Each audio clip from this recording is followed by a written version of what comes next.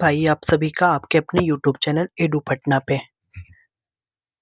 आपको पता होगा एग्जाम डेट एईडीओ का। स्वागत है भाई आप सभी का आपके अपने यूट्यूब चैनल एडू पटना पे। एग्जाम डेट दे दिया गया है बिहार एईडीओ का, और जिसका कैलेंडर भी एग्जाम एडमिट कार्ड भी जारी हो गया है।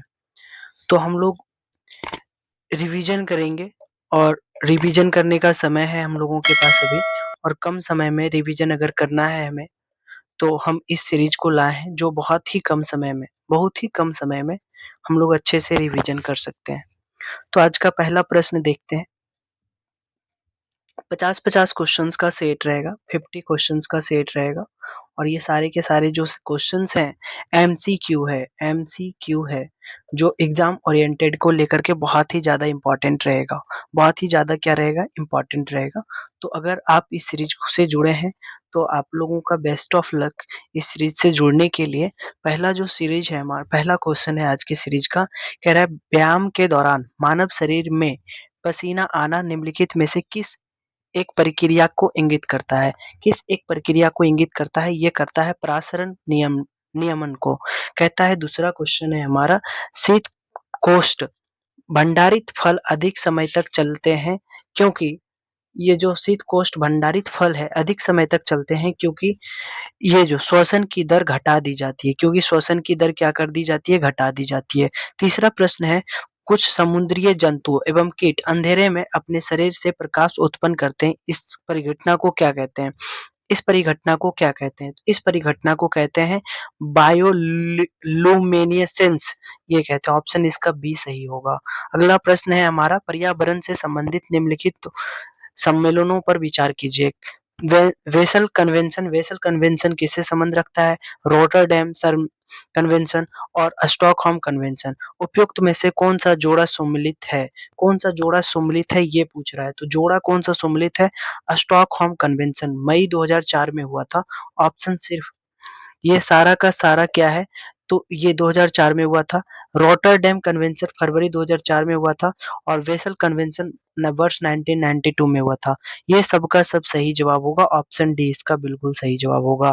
कह रहा है वायु में उपस्थित निम्नलिखित में से कौन सी गैस पीतल के रंग को खराब करने के लिए उत्तरदायित्व है? कौन सा गैस, कौन सी पीतल के रंग को खराब करने के लिए उत्तरदायित्व है? वायु में उपस्थित निम्नलिखित में से कौन सी गैस, कौन सी गैस जो है जो पीतल के रंग को खराब करने के लिए उत्तरदायी होता है? तो कौन सा होता है वो? Oxygen, nitro oxides, hydrogen sulphide या कार्बन डाइऑक्साइड? तो इसका सही जवाब होगा हाइड्रोजन सल्फाइड। हाइड्रोजन सल्फाइड इसका बिल्कुल सही जवाब होगा। कह रहे हैं निम्नलिखित में से कौन सा तत्व परमाणु ईंधन की श्रेणी में नहीं आता है? परमाणु ईंधन की श्रेणी में नहीं आता है वो कैडमियम नहीं आता है परमाणु की श्रेणी में। कह रहे जल के किस अवस्था का तापक्रम सर्वाधिक होगा? जल के किस अवस्था का तापक्रम सर्वाधिक होगा? तो जल के किस अवस्था का? तो वाष्प भाप का जो है तापक्रम क्या होगा? सर्वाधिक होगा। किस विटामिन का निर्माण हमारे शरीर में नहीं होता है? किस विटामिन का निर्माण हमारे शरीर में नहीं होता है? तो विटामिन ए का निर्माण हमारे शरीर में नहीं होता है। विटामिन ए का निर्माण हमारे शरीर में नहीं होता है। एफ्ला नामक विष निम्न में से किससे बनता है? एफ्ला नामक विष जो है ये बनता है कवक से। एफ्ला नामक विष जो है किससे बनता है? कवक से बनता है। एफ्ला नामक विष किससे बनता है? कवक से बनता है। एक व्यक्ति में तंत्रिका कोशिका लंबाई कितनी होती है? तंत्रिका कोशिका की जो लंबाई है कितनी होती है? 100 सेंटीमीटर होती है। कितनी? 100 सेंटीमीटर। निम्नलिखित में से कौन सा स्तनधारी वर्ग के अंतर्गत नहीं आता है? तो स्तनधारी वर्ग के अंतर्गत नहीं आता है मेरे भाई वो छिपकली स्तनधारी वर्ग के अंतर्गत नहीं आता है। छिपकली अंडा देती है। क्या करती है? ये अंडा देती है। छिपकली जो है अंडा देती है। ये हमारे घर में कल ही अंडा दी है। ठीक है। तो निम्न में से कौन सी हड्डी हथेली में पाई जाती है? हथेली में कौन सी हड्डी पाई जाती है? तो हथेली में जो हड्डी पाई जाती है उसका नाम है मेटाकार्पल्स। क्या नाम है? मेटाकार्पल्स। कार्बोहाइड्रेट्स, प्रोटीन तथा वसा का पूर्ण पाचन कहाँ होता है? तो ये इसका जो पूर्ण पाचन होता है कार्बोहाइड्रेट्स का, प्रोटीन का और वसा का जो पूर्ण पाचन होता है मेरे भाई, ये होता है छोटी आंत में। कहाँ पे? तो छोटी आंत में। कहता है निम्नलिखित में से कौन सा विस्फोटक नहीं है? कौन सा विस्फोटक नहीं है? तो विस्फोटक नहीं है वो कौन सा है? नाइट्रोक्लोरो क्लोरोफॉर्म जो है विस्फोटक नहीं है। निम्नलिखित में से कौन-सा कोशिका का निर्जीव भाग है? कोशिका का निर्जीव भाग है। कोशिका भित्ति, जीव द्रव्य, राइबोसोम, माइटोकॉन्ड्रिया। तो जो कोशिका निर्जीव द्रव्य है वो होता है कोशिका भित्ति। अगला है, भारतीय गणतंत्र ने निम्नलिखित में से कौन सा प्रतीक मौर्य राजवंश से अपने अपनाया है? कौन सा प्रतीक मौर्य राजवंश से अपनाया है? मौर्य राजवंश से अपनाने का जो प्रतीक है, सारनाथ की लाट। क्या होगा इसका सही जवाब? सारनाथ की लाट। कह रहा है निम्नलिखित शासकों में से किसने उच्चाधिकारी को भरण पोषण के लिए भूमि अनुदान दिया था? किसने दिया था? ये दिया था हर्षवर्धन ने। मौर्य काल में प्रचलित विनिमय माध्यम कौन सा था? मौर्य काल में प्रचलित विनिमय माध्यम कौन सा था? तो ये जो मौर्य काल में प्रचलित विनिमय माध्यम था वो था पन। कहते हैं अरब यात्री अल मसूदी ने किस शासक के शासनकाल में भारत की यात्रा की थी? किस शासक के शासनकाल में भारत की यात्रा की थी? तो भारत की यात्रा किसका? महिपाल प्रथम के शासनकाल में किया था। कह रहा है पाल और प्रतिहारों के शासन के संदर्भ में उपरिका शब्द का तात्पर्य क्या है? उपरिका शब्द का तात्पर्य है भूमि या प्रांत का प्रमुख। भूमि या प्रांत का प्रमुख। अगला प्रश्न है हमारा, निम्नलिखित में से कौन सा राज्य कन्नौज के लिए हुए त्रिपक्षीय संघर्ष में शामिल थे? चोल, पाल, राष्ट्रकूट, प्रतिहार, पांड्य। इसका सही जवाब हो जाएगा, इसका सही जवाब होगा ऑप्शन सी, 2, 3 और 4। 2, 3 और 4 ये सही होगा। कह रहा है सही उत्तर चुनने के लिए कह रहा है निम्नलिखित घटनाओं पर विचार करिए। कुतुब मीनार का निर्माण, फिरोज शाह तुगलक की मृत्यु और भारत के पुर्तगालियों का आगमन और कृष्ण देव राय का शासनकाल। तो इसका जो सही होगा, अगर हम बात करें तो सही घटना के कर्म का कालानुक्रम करिए। क्रोनोलॉजी कहते हैं ना इसको, क्रोनोलॉजी का तरीके से अरेंज करिए तो इसका 1, 2, 3, 4 होगा। 1, 2, 3, 4। अगला है मध्यकालीन भारत के दौरान फनम शब्द का उल्लेख किया गया था। फनम शब्द का उल्लेख किया गया था, किस लिए किया गया था? तो ये किया गया था सिक्के के लिए। किस लिए? सिक्के के लिए। अगला, लॉर्ड मेयो के बारे में निम्नलिखित कथनों पर विचार करिए। कह रहे उपरोक्त कथन में से कौन सा कथन सही है? लॉर्ड मेयो भारत के 5वें वायसराय थे। भारत के 5वें वायसराय थे। अगला, क्या ये थे? नहीं, ये 5वें वायसराय नहीं थे। अगला है, भारत में प्रथम जनगणना लॉर्ड मेयो के शासनकाल में हुई थी। ये बात बिल्कुल सही है। अगला, इसकी मृत्यु 8 फरवरी 1872 को पोर्ट ब्लेयर में हुई थी, जिन्हें डबलिन में दफनाया गया था। ये भी बिल्कुल सही है। अगला है, लॉर्ड मेयो 1869 से 1872 के बीच भारत के गवर्नर जनरल रहे थे। तो ये बात भी बिल्कुल सही है। ऑप्शन डी इसका क्या होगा? सही होगा। अगला है, निम्नलिखित में से कौन सा नेता असहयोग आंदोलन से सहमत नहीं था और आंदोलन के कारण पर कांग्रेस छोड़ दिया? वो कौन सा नेता था? तो वो नेता का नाम था इनमें से सभी, एनी बेसेंट, मोहम्मद अली जिन्ना और बिपिन चंद्रपाल और इनमें से सभी। तो इनमें से सभी इसका क्या हो जाएगा जवाब? सत्ता हस्तांतरण के समय निम्नलिखित राज्यों में से किसमें कांग्रेस दल का पूर्ण विकसित संगठन था? किस समय? तो इसका सही होगा जवाब ऑप्शन सी, मैसूर। मैसूर का होगा। पेशवाई को कब समाप्त किया गया था? पेशवाई को कब समाप्त किया गया था? पेशवाई को समाप्त किया गया था ऑप्शन बी, 1818 में। भारत के भवन वास्तु पर स्पष्ट फ्रेंच प्रभाव कहाँ परिलक्षित होता है? भारत में भवन वस्तु पर स्पष्ट फ्रेंच प्रभाव कहाँ परिलक्षित होता है? गोवा, दमन, पुडुचेरी, लक्षद्वीप। तो इसका सही जवाब हो जाएगा पुडुचेरी। पुडुचेरी में होता है। कहाँ पे? तो पुडुचेरी में। अगला प्रश्न है हमारा, भारत में निम्नलिखित व्यवसायों में से किसके काल में Indian penal code, civil procedure code और क्रिमिनल प्रोसीजर कोड पारित किए गए थे? किसके समय में? किसके काल में? किसके काल में किया गया था? ये किसके काल में किया गया था? लॉर्ड कैनिंग के काल में किया गया था। लॉर्ड कैनिंग के काल में किया गया था।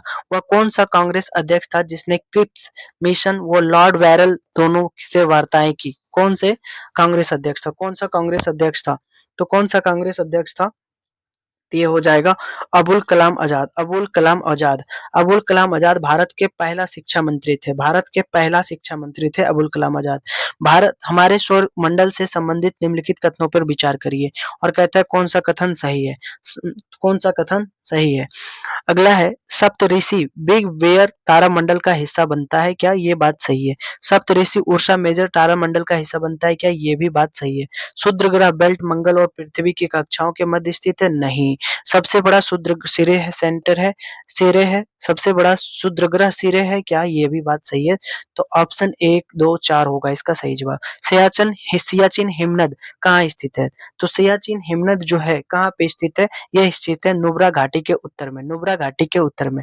पुराणों में अगला प्रश्न है हमारा, पुराणों में किस नदी को मैकाल पर्वत की कन्या के मेकल सूता कहा जाता है? किसे कहा जाता है? तो ये कहा जाता है नर्मदा को। मैकाल पर्वत की मेकल सूता कहा गया है, तो इसे कहा गया है नर्मदा को। अगला है भूमध्य रेखा निम्नलिखित में से किन देशों से होकर गुजरती है? ये किन देशों से होकर गुजरती है? ये गुजरती है मालदीव, गोवान और ब्राजील। भूमध्य रेखा इन देशों से होकर गुजरती है।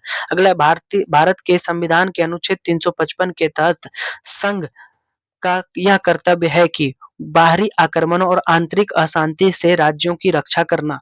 इसका क्या जवाब होगा? ये बात सही है? तो ये बिल्कुल सही है।